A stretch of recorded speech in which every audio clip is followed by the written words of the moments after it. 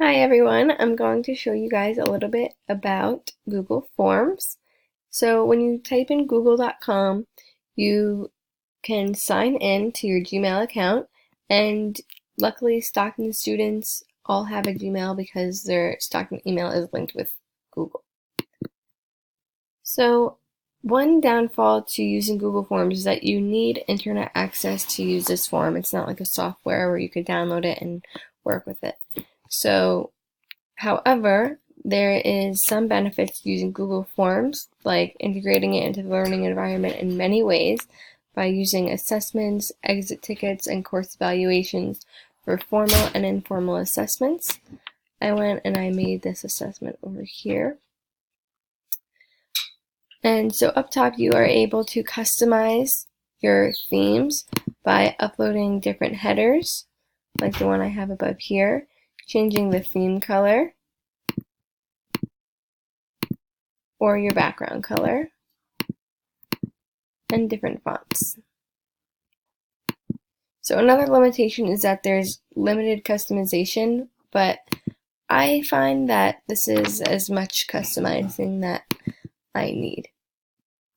So you can also, in your settings, if you're generally changing your emails or like your responses, this is where you would do that.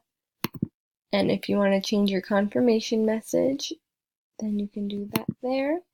And you can also choose to make this assessment a quiz, and that allows you to assign point values to your questions and allows for auto grading. So to add a question, you can add it pressing that button or delete it by pressing this button.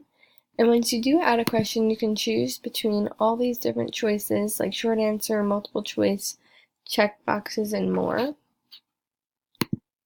And another advantage to using Google Forms is that when you go to your answer key over here, you can adjust the points to how many points you want per question.